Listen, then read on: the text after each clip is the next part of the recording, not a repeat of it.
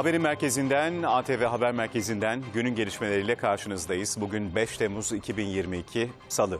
Irak'ın kuzey bölgesinde devam eden Pençe Kilit Operasyonu'ndan acı haber var. Ne yazık ki ana habere şehitlerimizle başlıyoruz. 2 uzman çavuş, ikisi de 29 yaşındaydı ve ikisi de aynı bölgede teröristlerle girdikleri çatışmada şehit düştü. Uzman çavuş Enes Özgül, İstanbul.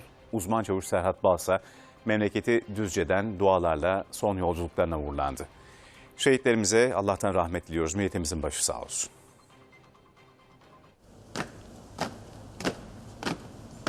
Şehit olacağı sanki içine doğmuştu. Operasyona gitmeden önce bir yakınına mesaj attı, helallik aldı. İsminin yetiştirme yurduna verilmesini istedi. 29 yaşındaki uzman çavuş Enes Özgül, Irak'ın kuzeyinde Pençe Kilit Harekatı bölgesinde görevliydi. PKK'lı teröristlerle çıkan çatışmada ağır yaralandı, kaldırıldığı hastanede şehit düştü. Şehit olmadan birkaç gün önce bir mesajla isteğini dile getirmişti. Bu operasyondan dönemeyebilirim. Şehit olursam ismimin Isparta'daki kuruluşlardan birine verilmesi diye. Aile ve Sosyal Hizmetler Bakanlığı uzman çavuşun vasiyetini yerine getirdi. Şehidin adı memleketi Isparta'da yapımı devam eden bir yurda verildi. Allahu Ekber. Şehit uzman çavuş İstanbul'da kılınan cenaze namazının ardından toprağa verildi. Şehit ateşinin düştüğü bir diğer kent ise Düzce'ydi. 29 yaşındaki uzman çavuş Serhat Bal da Pençe Kilit Harekatı'nda görevliydi. Teröristlerle girilen sıcak temasta şehit oldu. Şehit uzman çavuş memleketi Kocaeli'de dualarla ebediyete uğurlandı. Mehmetçik silah arkadaşlarının kanını yerde bırakmıyor, hainlere misliyle karşılık veriliyor. Irak'ın kuzeyindeki operasyon bölgesinde 9 terörist daha öldürüldü. Suriye'nin kuzeyinde ise saldırı hazırlığındaki 11 terörist öldürüldü. Geçen hafta İspanya'daki NATO zirvesine katılan Cumhurbaşkanı Erdoğan yoğun mesaisinin ardından bugün yeniden resmi temaslara başladı. Türkiye-İtalya arasında yapılan 3. hükümetler arası zirve için İtalya Başbakanı Mario Draghi külliyedeydi. Cumhurbaşkanı Erdoğan konuk başbakanı resmi törenle karşıladı. 10 yıl sonra hükümetler arası yapılan ilk zirvede Doğu Akdeniz diplomasisi masadaydı.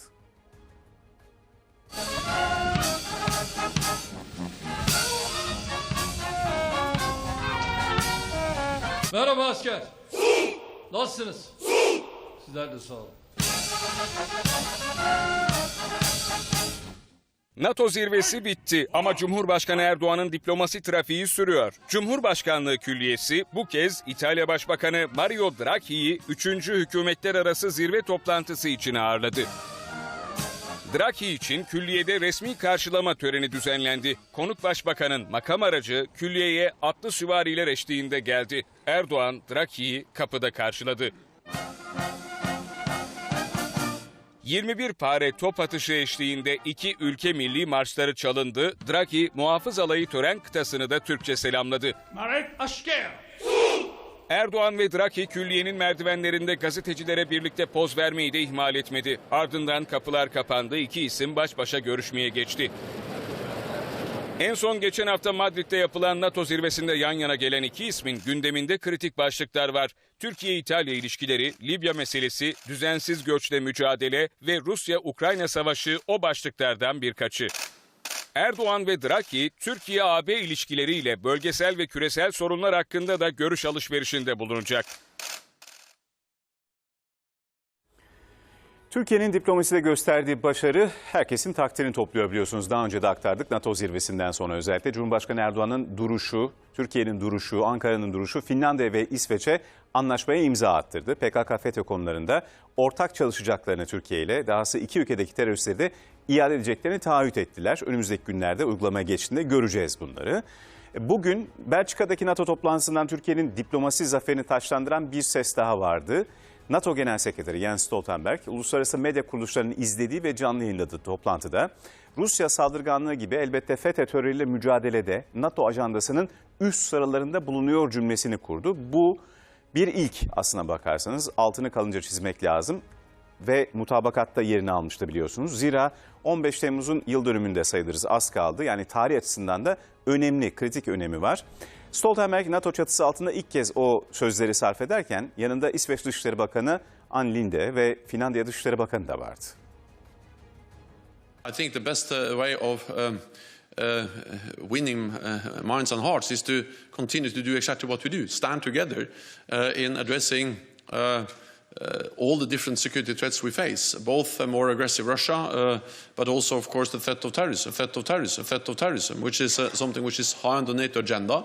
And the memorandum Finland, Sweden and Turkey agreed provides a good platform to step up further cooperation on terrorism, which is important for all these countries and for the whole alliance. CHP'nin ve muhalefetin aylarca sürdürdüğü 128 milyar dolar satıldı iddiasının iftiradan ibaret olduğu resmen tescillendi biliyorsunuz. Hatırlayacaksınız birkaç gün önce eski Hazine ve Maliye Bakanı Berat Albayrak'ın açtığı dava nedeniyle CHP Albayrak'a 60 bin lira tazminat ödemeye mahkum edilmişti. CHP o karar için bir üst mahkemeye itiraz etti. Ancak itirazı değerlendiren İstilaf Mahkemesi başvuruyu reddetti ve CHP o tazminatı ödemek durumunda kaldı. Berat Albayrak'ın avukatı İsa Sinan Göktaş, CHP'den tahsil eden 60 bin liranın Türkiye Şehit Yakınları ve Gaziler Dayanışma Vakfı'na bağışlandığını gösteren banka dekontunu sosyal medya hesabından paylaştı. Yalan balonunu patlatmıştır. 128 milyar doların Merkez Bankası'ndan buharlaşma ihtimali yoktur. Cumhuriyet Halk Partisi yalanın kurgu merkezi olarak çalışmaktadırlar. Kaybolma gibi bir durum söz konusu değildir. Alçak iftiraları bir kez daha ellerinde patladı. CHP'nin 128 milyar dolar iftirası bu kez de üst mahkemede tescillendi. Kemal Kılıçdaroğlu, Merkez Bankası'nın 128 milyar dolar rezervinin Berat Albayrak'ın bakanlığı döneminde faizleri düşürmek için satıldığını iddia etmiş, kurmayları başta olmak üzere CHP'liler rezerv kimlere satıldı diye her yerde 128 milyar dolar nerede sloganı atmışlardı. Buyurun Sayın Bakanım. Hem eski Hazine ve Maliye Bakanı Berat Albayrak hem de Merkez Bankası peş peşe açıklamalar yapıp iddiaları yalanladı. Ancak başta Kılıçdaroğlu olmak üzere CHP'liler aynı yalanı sürdürmeye devam edince Albayrak mahkemenin yolunu tuttu ve dava açtı. Mahkeme Albayrak'ı haklı buldu. Herhangi bir paranın farklı bir yere transfer edilme, yok olma, buhar olma ihtimalinin olmadığı, ayrıca para akışının da izlenebilir ve takip edilebilir olduğu gerekçesiyle CHP'yi 60 bin lira tazminat ödemeye mahkum etti. CHP yönetimi ise mahkeme sürecinde asılsız iddialarla ilgili hiçbir delil sunulmamasına rağmen kararı istinafa götürdü. CHP'nin iddiasının iftiradan ibaret olduğu ve kişilik haklarına saldırı sınırlarını da aştığı bu kez de istinaf mahkemesince tescillenmiş oldu. Çünkü yüksek mahkeme CHP'nin başvurusunu oy birliğiyle reddetti. Bunun üzerine CHP Genel Merkezi'ne asılan o pankartta kaldırıldı. Albayrak ise kazandığı tazminatı daha önce duyurduğu gibi Türkiye Şehit Yakınları ve Gaziler Dayanışma Vakfı'na bağışladı. Teşekkür ediyorum buradan Sayın Bakanımız Berat Albayrak Beyefendi'ye. Hesaplarımıza yatırdılar kendileri. Bağış dekontunu Albayrak'ın avukatı sosyal medya hesabından paylaştı. Bu 60 bin demek dik duruş demek. Bu 60 bin demek onur demek, gurur demek. Asgari ücret, memur ve emeklilere yapılan zamların ardından sıra şimdi de EYT'lilere yani emeklilikte yaşa takılanlara geldi. Yaklaşık 1 milyon çalışan yaşa takılıyor, emekli olamıyor. İyi haber bakandan geldi. Çalışma ve Sosyal Güvenlik Bakanı Vedat Bilgin. Emekçiler hiç merak etmesin, bu yıl sonuna kadar EYT sorunu çözülecek dedi.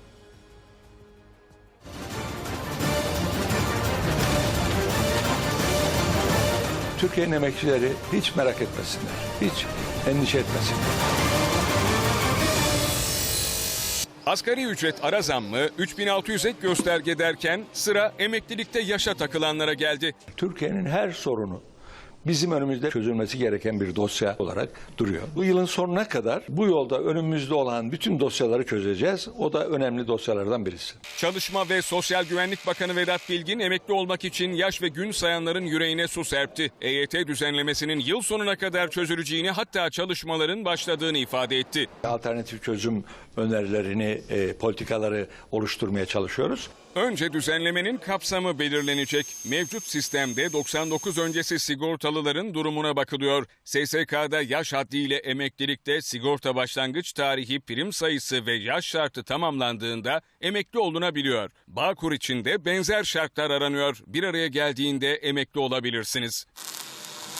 Yeni düzenlemede 8 Eylül 1999 tarihinden önceki koşulları yerine getiren herkese emeklilik hakkı tanınırsa, prim günü ve sigortalılık süresi kriterini yerine getirenler yaşa takılmaksızın emekli olabilecek. Hiç merak etmesinler, hiç endişe etmesinler. Emeklilik şartları ve mali boyutun ele alınmasının ardından maaş hesabı ve uygulama biçimi de tespit edilince çalışma taslağı tamamlanmış olacak. Kısmi emeklilik, süre tamamlanması, bazı meslek grupları için yıpranma seçenekleri üzerinde çalışılan formüllerden birkaçı. Ayrıca Almanya, Finlandiya gibi ülkelerde uygulanan emeklilik için kalan yıl sayısı oranında aylık kesinti yapılması formülü de seçenekler arasında. Bu arada 560 bin sözleşmeli personel de unutulmadı. AK Parti Grup Başkan Vekili Muhammed Emin Akbaşoğlu kadro için yeni yasama yılının ilk ayını işaret etti. Ekim ayında meclisimiz açıldığında hemen gündemimize sözleşmeli personelin kadro hakkının ele alınmak suretiyle çözümlenmiş olacak. Ve günün emniyet başlıklı en önemli haberi Sarallara operasyon. Türkiye'nin en büyük suç örgütlerinden biri Sarallar. İstanbul merkezli 13 ilde baskınlar var. Örgütle bağlantılı oldukları değerlendirilen şüphelilere yönelik operasyondan bahsediyoruz. 119 kişi emniyette ve şüpheliler için ikinci kez uzatma talep edildi. İfadeler alınıyor. Ünlü isimler var bir de. Onlar da emniyete çağrıldı. Oyuncu Necati Şaşmaz, Erkan Petekkaya, şarkıcı Aylin Coşkun ve Beşiktaşlı televizyon yorumcusu Sinan Engin soruşturma kapsamında ifadeleri alınmak üzere emniyete çağrıldı. Adamların kulağını kuş uçsa haberim olsun. Başım gözüm üstüne. Hiçbir şey olmamış gibi teslim olacaksın. Türkiye'nin en büyük suç örgütlerinden Sarallara büyük darbe polisten geldi. 119 kişinin gözaltına alındığı operasyonda Sarallarla bağlantılı olduğu düşünülen ünlü isimler emniyete çağrıldı. Polisin 13 ilde 1500 polisle operasyon yaptığı çetenin adım adım izi sürülmüş, detaylar titizlikle incelenmiş, uygun an geldiğinde harekete geçilmişti. Yağma, kişiyi hürriyetten yoksun bırakma, kasten yaralama ve silahla kanuna muhalefetle suçlanan 119 şüpheli için ikinci kez uzatma talep edildi. İstanbul merkezi 13 ilde Sarallar suç örgütüne yönelik yapılan operasyon kapsamında 119 kişi gözaltına alınmıştı ve operasyon kapsamında bazı ünlü isimler de İstanbul Emniyetine davet edildi. O davet edilen isimler arasında şarkıcı Aylin Coşkun, oyuncu Necati Şaşmaz, Erkan Petekkaya ve Sinan Engin de bulunuyor. Şu an deşifre olmaman her zamankinden daha önemli. Ünlü isimlerden Necati Şaşmaz, Erkan Petekkaya ve Sinan Engin ifade için emniyete geldi. Aylin Coşkun'un ise savcılıkta ifade vereceği öğrenildi. Aslı'nın ben...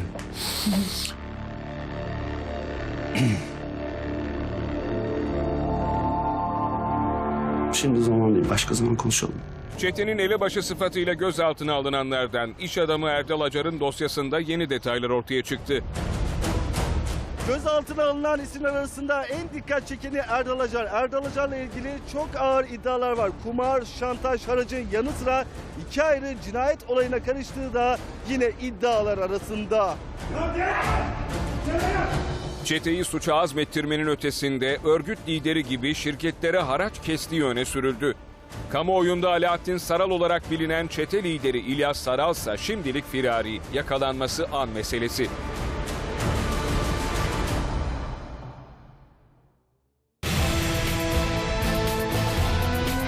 TikTok uğruna mahallede terör estirenler durmuyor, uslanmıyor. Çok yoruldu gerçekten ya. ATV Haber olayın peşini bırakmadı. Birazdan. Daha dün polis kurşunlarıyla öldürülen bir siyahiye tepki gösteriyordu Amerikalılar. Bugünse tetiği çeken, kolayca silaha ulaşan 22 yaşında bir saldırgandı. 4 Temmuz Bağımsızlık Günü kutlamalarında gerçekleşti kanlı saldırı. 6 kişinin hayatına mal oldu. Onlarca yaralı tedavi ediliyor.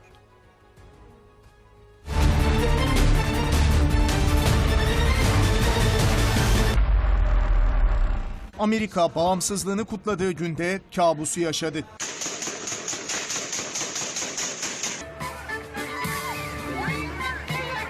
At least 50 gunshots.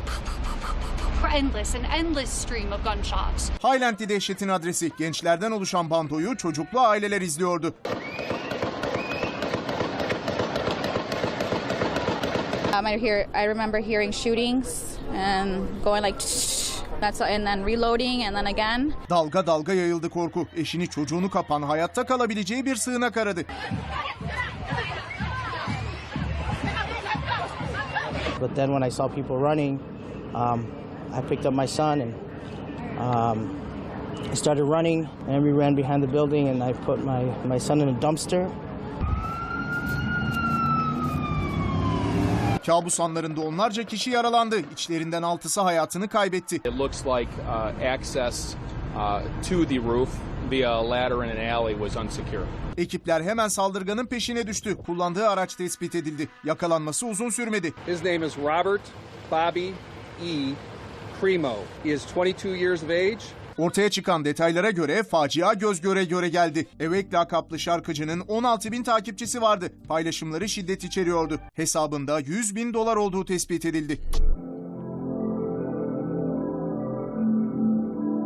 İlk şok atlatılamadan Philadelphia'da bir saldırı daha yaşandı. Vurulan 2 polis tedavi altında. Başkan Biden'ın ilk tepkisi bir kutlamada saygı duruşu oldu. Şüphelinin Trump yanlısı olduğunu öğrenmiş olmalı ki Amerikalıları oy vermeye çağırdı. Nothing guaranteed about our way of life. We have to fight for it, defend it and earn it by voting.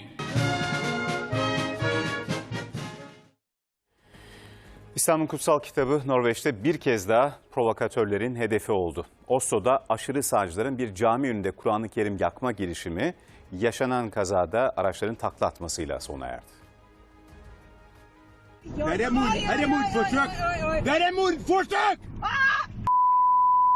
Kur'an-ı Kerim yakan İslam karşıtları ölümden döndü. Provokasyonun adresi bir kez daha Norveç oldu. So why did you come here today? Turn Quran. We just found the Quran burner. Başkent Oslo'da aşırı sağcı Siyan üyeleri kameraları kayıttayken bir caminin önünde İslam'ın kutsal kitabını yakma girişiminde bulundu. My message is we're going to remove this guy from our country, send him back. Skandala çevredekiler tepki gösterdi. Kur'an'ı söndüren Müslümanlar o grubun peşine takıldı. Yol üzerinde yaşanan sürtüşme ve kovalamaca Kur'an yakan grubun aracının takla atmasıyla sona erdi.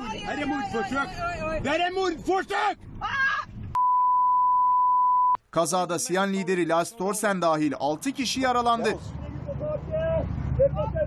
Diğer araçtaki 2 Müslümansa cinayete teşebbüs şüphesiyle gözaltına alındı. Sonucunu merakla beklediğimiz Kadir Şeker davasında bugün karar günüydü. İkinci kez görüldü dava çünkü Yargıtay mahkemenin 12 yıl 6 ay hapis cezası hükmünü bozmuş, daha fazla indirim yapılmalı demişti. Tahliyesi de gündemdeydi Şeker'in. Bugünkü duruşmadan tahliye kararı çıkmadı ama cezaya indirim geldi. Kadir'in beraat etmesi gerekirdi. Biz bu kararı asla kabul etmiyoruz. Herkesin beklentisi tahliye yönündeydi. Kadir Şeker davasında mahkeme heyeti cezayı 10 yıl 10 aya düşürdü. Tutukluluk halinin devamına hükmetti. Dosya şu anda Yargıtay'a geçiyor. Tahliyeyi Yargıtay'da almaya çalışacağız. Konya'da üniversite sınavına hazırlanan Kadir Şeker 5 Şubat 2020 tarihinde bir erkeğin kadına şiddet uyguladığını görmüş, müdahale ettiği sırada çıkan arbedede Özgür Duran'ı kalbinden bıçaklayarak ölümüne sebep olmuştu. Sadece orada Bir kadının ağlama sesine gitmiştir. Meşru müdafaanın aşımıdır aslında Kadir'in durumu. Kadir Şeker'e iyi hal indirimiyle 12 yıl 6 ay hapis cezası verilmiş ama Yargıtay cezayı fazla bularak daha fazla indirim talep etmişti. Yeniden görülen duruşmada Şeker bir kez daha sadece yardım etmek istemiştim dedi. Tahliyesi beklenirken mahkeme heyeti cezayı düşürüp tutukluluk halinin devamına hükmetti. 10 yıl 10 ayda tahliye etmesi gerekirken tahliye etmedi. Bu haksız bir karardır. Biz bunu kabul etmiyoruz. Dosya bir kez daha Yargıtay'a gönderildi. Şeker'in avukatı tahliye kararının Yargıtay'dan çıkacağı görüşünde. Özgür Duran'ın ailesi ise tutukluluk halinin devamından memnun. Türkiye'nin beklediği haber çıkmadı. Kadir bir katildir. Adalet yerini buldu. Ben buna inanıyorum. İki genç kız parkta otururken iddiaya göre bir gencin sözlü tacizine uğradı. Tepki gösterdiler ama bu öyle sözlü bir tepki olmadı. Tacizle suçladıkları o gence tekme tokat saldırdılar.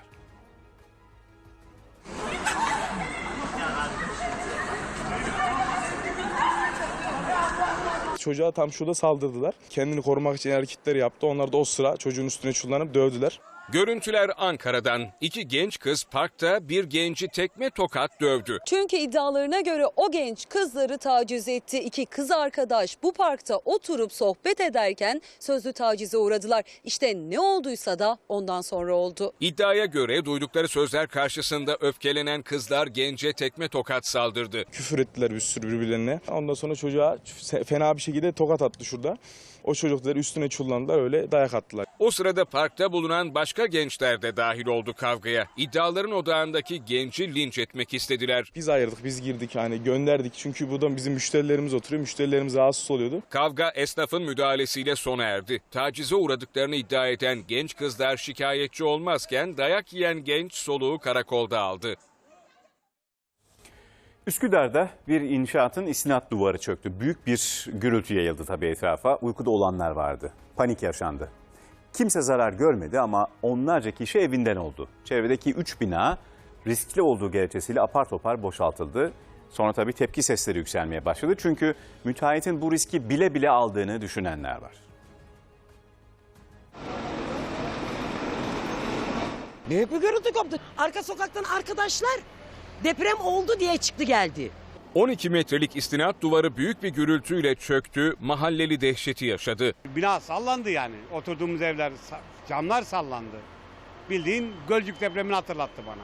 Deprem sanılan olay Üsküdar Kısıklı'daki inşaatta yaşandı. Gece saatlerinde büyük paniğe sebep olan o çökme işte bu inşaat alanında yaşandı. İddia o ki istinat duvarının üst kısmında bulunan su borusu patladı ve borudan sızan su toprağı yumuşatmaya ve istinat duvarına basınç uygulamaya başladı. İstinat duvarı ise toprağın uyguladığı basınca daha fazla dayanamadı ve büyük bir gürültüyle çöktü. Eşim uyanmış, balkona çıkmış, bir de bakmış ki çıtır çıtır.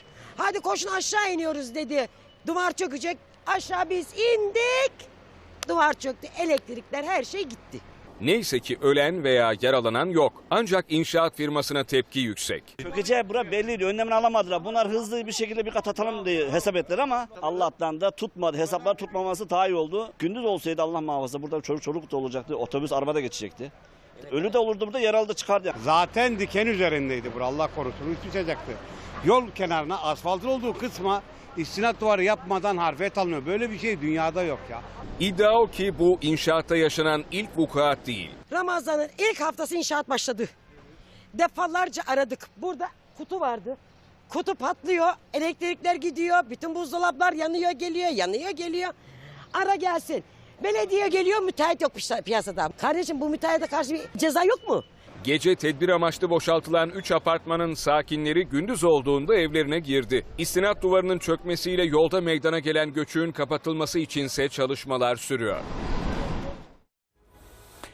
Bağcılar'da bugün benzerine belki de bir daha hiç rastlayamayacağımız türden bir operasyon vardı. Firari maymun yakalama operasyonu. Ağaçta maymun gören mahalleli önce şaşırdı, sonra da onu oradan indirebilmek için seferber oldu.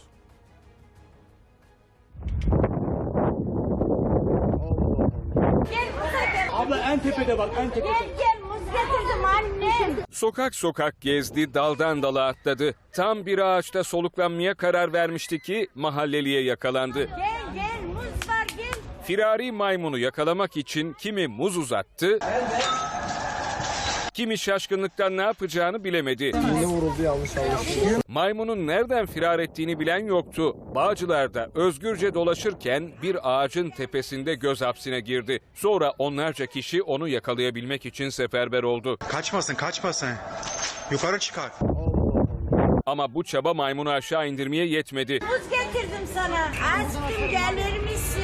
Gel gel. Devreye belediye ekibi girdi. Şimdi iner aşağıya. Tamam, uyumuş, direkt elinden çek, al onu. Ağaçtaki maymun yaklaşık 2 saatlik çabanın sonunda iğneyle uyuşturuldu. Mahalleli o anda da teyakkuzdaydı. Maymunun aşağı düşme ihtimaline karşı brandayla önlem alındı. Evet, tamam, çok güzel. Ay ne güzel ya. Çok Ha bak buradan vuracağız. Buyurun fotoğraf Yine vuruldu, yanlış anlaşıldı. Bayıldığı için biraz üzüldüm ama sevimli bir hayvandı. Ağaçtan sağ salim indirilen maymun yetkililere teslim edildi. Doğa Koruma Milli Parklar geliyormuş zaten. Bunları tek teslim edeceğiz evde. Sarıyer'de bir mahallenin sakinleri TikTokçu komşuları yüzünden ne rahat uyku uyuyabiliyor ne de evlerinde huzurla oturabiliyor. Çekimlerin sonu bir türlü gelmek bilmiyor tabii. Gürültü de beraberinde. Aslında 2 ay önce de bizim aracımızla seslerini duyurmuşlardı ama belli ki bir çözüm bulunamadı. Çünkü o mahalledeki TikTokçu çilesi hala bitmedi.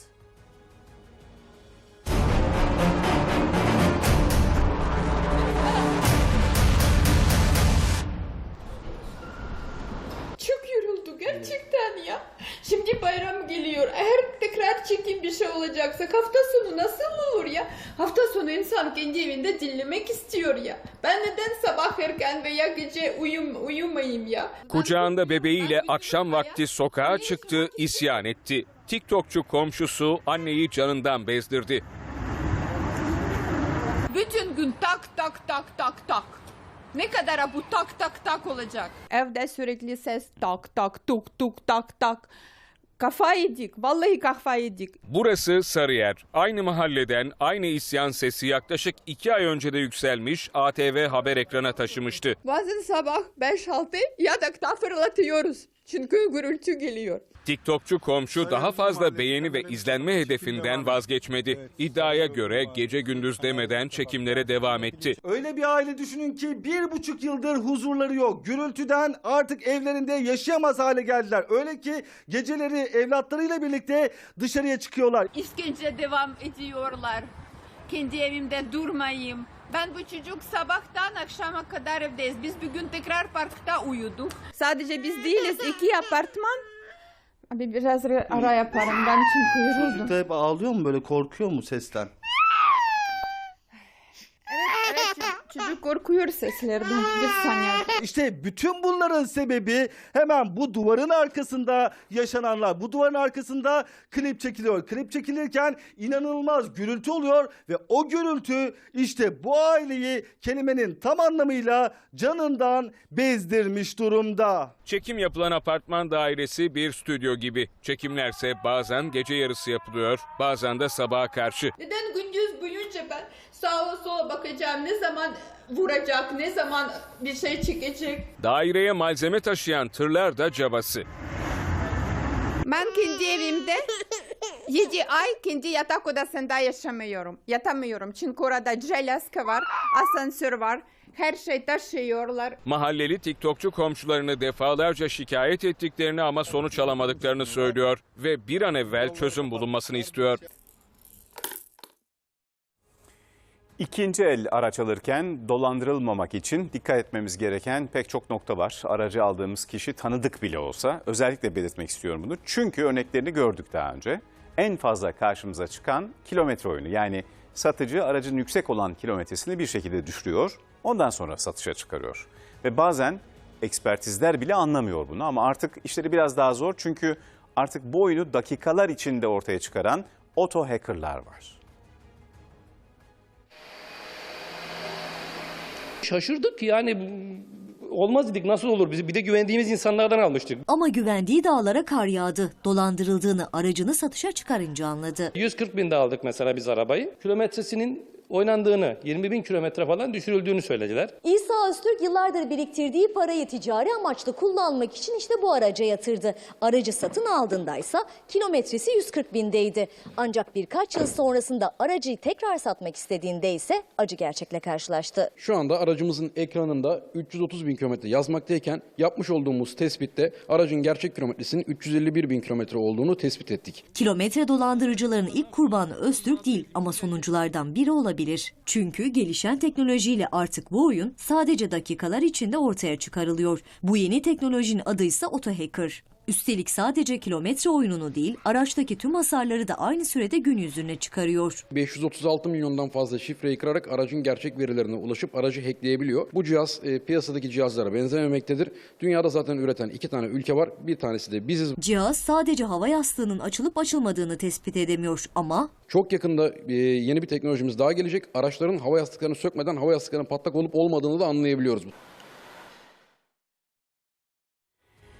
Amerika'da suçluların kabusu genellikle silahına sarılmaktan çekinmeyen polisler oluyordu. Bu kez şüpheliye zor anlar yaşatan ekibe yeni katılan bir polis köpeği.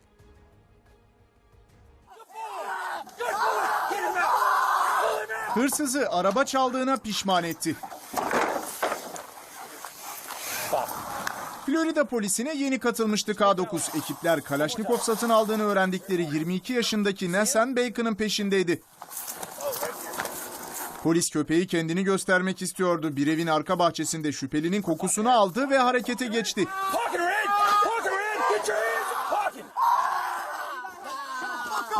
Zanlıyı paçasından yakalayan köpek kelepçelenene kadar onu bırakmadı.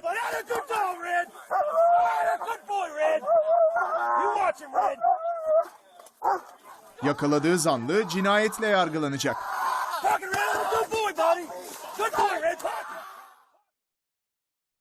Ve Pakistan'dan bir haber, aniden bastırdığı yağış seli de beraberinde getirdi tabii. Araçlarında mahsur kalan bir aile ise aniden o akıntının ortasında kaldı ve yaşam savaşı başladı.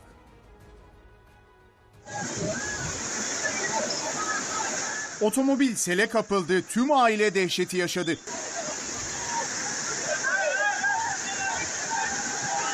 Pakistan'ın Belucistan eyaletinde kuvvetli yağış sel getirdi. Sokaklar nehre döndü. 7 kişi hayatını kaybetti. Onlarca selzede ölümden döndü.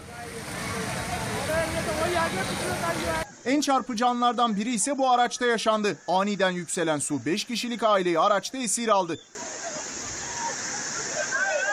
Son anda çıktılar otomobilden. Yetişkinler bir kenara tutunmayı başardı ama 2 çocuk sürüklenmeye başladı. Akıntıya kapılan çocuklar son anda kurtarıldı. Yetişkinler şimdi selzedelere yardım ulaştırmaya çalışıyor.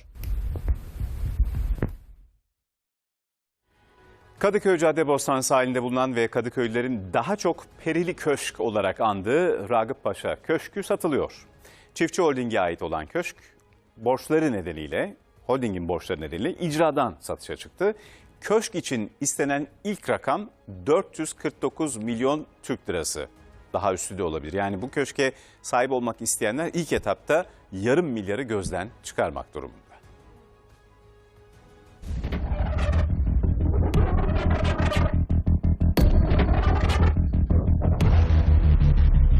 Deli mi sizce de? Vallahi ne derlerse desinler çok güzel bir tarih. Ragıp Paşa'nın burada öldüğünü, hatta ruhunun burada olduğunu söylüyorlar. Çok güzel, beğendim ama ben perilerden korkarım. Yanından geçenin dönüp bir daha baktığı Perili Köşk bakımsızlıktan harabeye döndü. Yaşlılar şeysi yaparım şurayı bakımhanesi. Periler de bakar yaşlılara. Mirasçıları anlaşamayınca 449 milyon liraya satışa çıktı. Sence ne kadar fiyat? Rahat 2 milyonu vardır ya. Hatta daha fazladır belki de. Ben sana söyleyeyim 449 milyon. 449 milyon.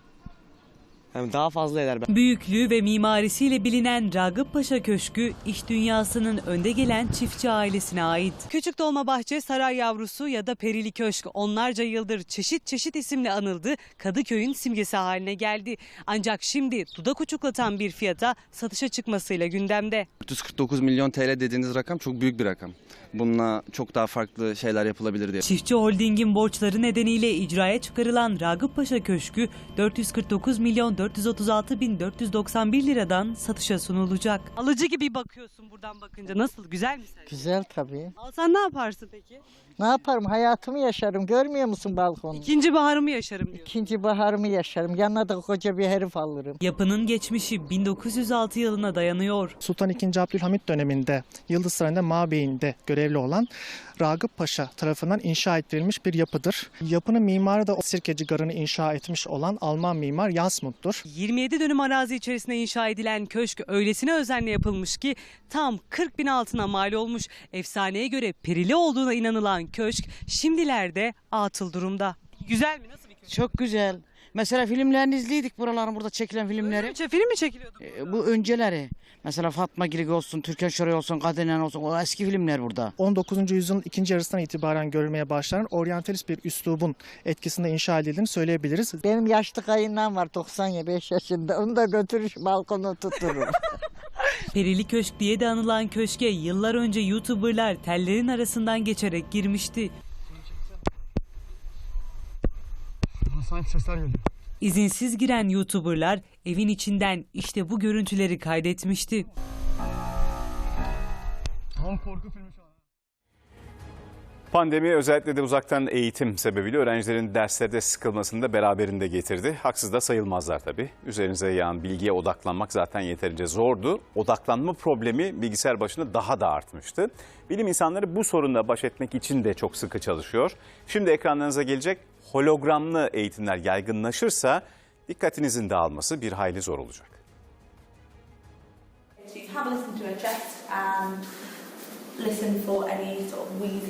7'den 70'e tüm öğrenciler artık artırılmış gerçeklikle eğitim görüyor.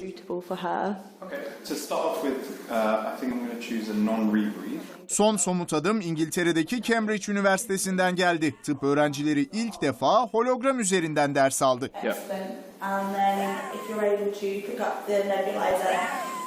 Karma gerçeklik sayesinde sanal hastaları derslerde tedavi etmek mümkün. Bu da öğrencilere daha gerçekçi bir deneyim imkanı sağlıyor. Hologramlı senaryolar sayesinde daha önce hasta görmeyen doktor adayları zatürre, akciğer embolisi gibi ciddi birçok rahatsızlık üzerinde pratik yapabiliyor ve hata yapabilme tedirginliği tarih oluyor. Yüksek teknolojiye ulaşamayan ülkeler için uygulamaların akıllı telefonlarla da takibi sağlanacak. Benzer eğitim modelleri küçük yaşlardan mühendis adaylarına kadar geniş bir yelpazede etkili. Uzaktan eğitimi daha kolay anlaşılır hale getiren artırılmış gerçeklik, öğrencileri teknolojik bir laboratuvarda gibi hissettiriyor. Bu da Newton kanunlarından üniversite seviyesinde modellemelere kadar çok daha realistik derslerin kapısını aralıyor.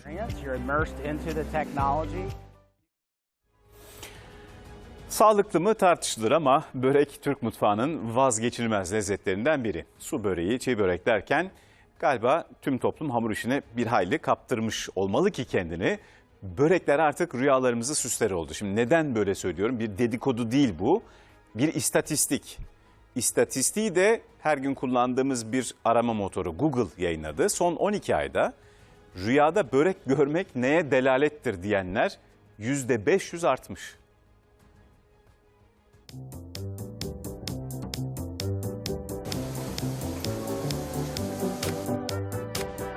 Börek sever misiniz? Kim sevmez? Tabii ki severim. Vallahi en çok su böreğini seviyorum ve kıymalı. Patatesli. Ben peyniri severim. Kahvaltıda seviyorum. Bir de Adanalı olunca güzel. Böreksiz olmuyor. Aynen öyle. Boşnak böreğine diyecek yok zaten. Börek Türk mutfağının da, Türk halkının da vazgeçilmezi, severek yediğimiz yiyeceklerden bir tanesi. Hatta bu sevgiyi bu son bir yılda o kadar çok abartmışız ki arama motorunda rüyada börek görmek için yapılan aramalar 12 ayda %500 artmış. Allah Allah, sebep? Hayır, niye görmek istiyorlar? Gidip yesinler. Siz rüyanızda görmek ister miydiniz börek? Vallahi isterdim. Yağlı yağlı oh mis. Habire götürüyormuşum. Ben istemezdim ya. Niye? Sabah canım çekmesin diye. Sıcak sıcak böyle tam pişmiş gelirken görmek isterdim. Fırından yeni çıkmış. Evet. Yedikten sonra uyanmak isterdim. Ben yaparken görürüm. Yedirmeyi seviyorum. Hani kendim değil de Rüyamda da böreği yedirirdim diyor. yedirirdim herhalde. Yiyorsun rüyada. Ama karnın doyuyor ama kilo almıyorsun. Çok da güzel bir şey. Haberi yaparken canım çekti ya. Diyette olanlar görür. Diyetteyim ben de, ne yapayım, insan canı çekiyor. Çıtırının ışıltısı. Yağın ışıltısı. Şimdi buradan kalkıp börekçiye gidiyoruz. Sınırsız bir börek dükkanımın olmasını isterdim. Kendime göre istediğim kadar yiyebileceğim böyle. Siz kesin yiyip kilo almayandansınız. Evet öyleyim. Su içsek yarıyor onlar. Evet, onlar neyse kârlıyım artık. Meşhur arama motoru bu haberi bir de notla paylaştı. Notta YouTube'da uyumadan önce yemek videosu izleyenler belli oldu ifadesi kullanıldı. Uyumadan önce yemek videosu izleyenler, diyette olanlar ya da böreği çok ama çok sevenler. Herkesin ortak görüşü bunun çok keyifli bir rüya olacağı. Vazgeçilmez. Böreksiz hayatta ben bir dünya düşünemiyorum. Yeter ki börek olsun. Yastığımın altına börek koyup uyuyalım. Evet. Böreği düşüneceğim aynen. Gece göreceğim, inançlıyım diyor. Aynen, bilinçaltıma yerleştirdim.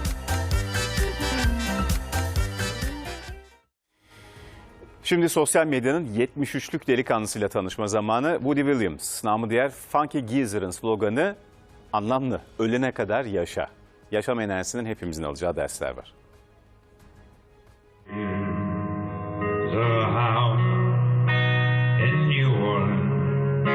Yaşı 73 olabilir ama sesi ve ruhu gençlere taş çıkarıyor.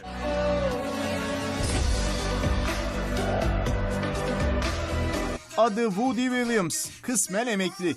My brand new birthday present.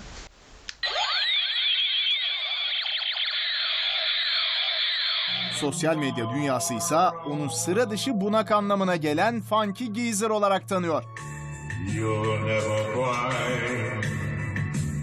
Daha önce YouTube ve Instagram'da da boy gösterdi.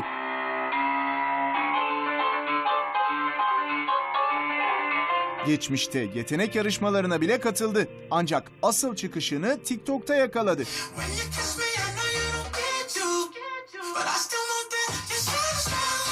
İlk videosu 3 milyona yakın beğeni aldı. Sonrası da çorap söküğü gibi geldi zaten.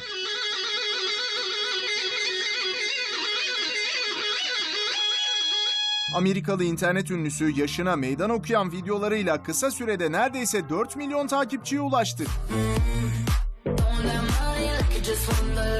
Williams'ın sloganı ölene kadar yaşa. Hayatta olduğu sürece insanlara ilham vermeyi hedefliyor. Farklı sanatlara ilgisini de sergilemekten çekinmiyor. Thank you guitar center. My brother said you leaving me tonight. Hayata bağlılık konusunda herkese ders verdiği aşikar. Take my hand. Ve tabii genç kuşaklara ulaşmaya çalışanlara.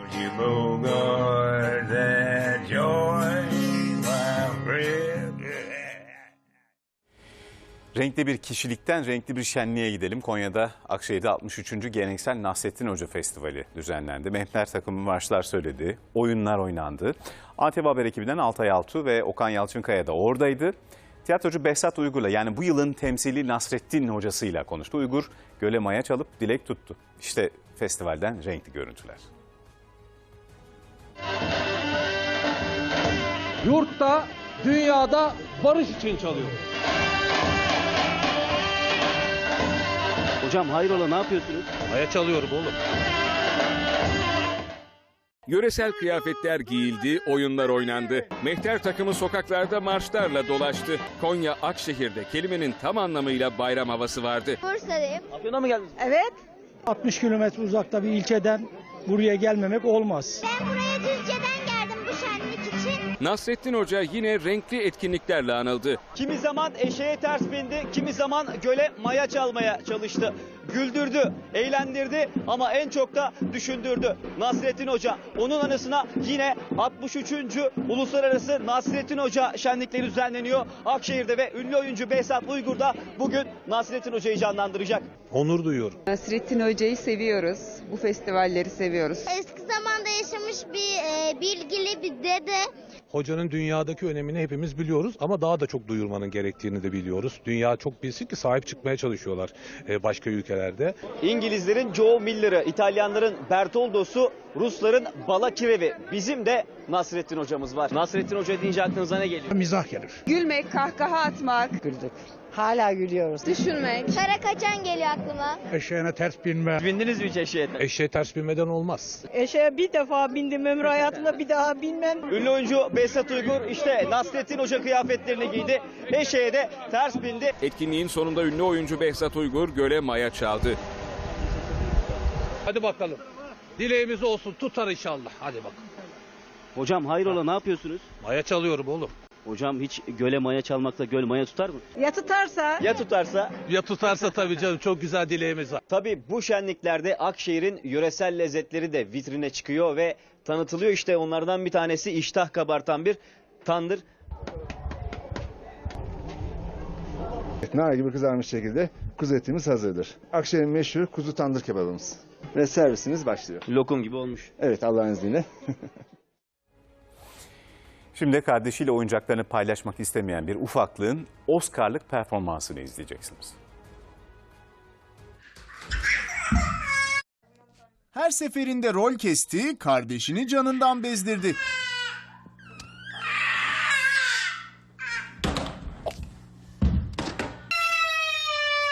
Bebeklerin ilgi çekmek için numaradan ağlaması meşhur.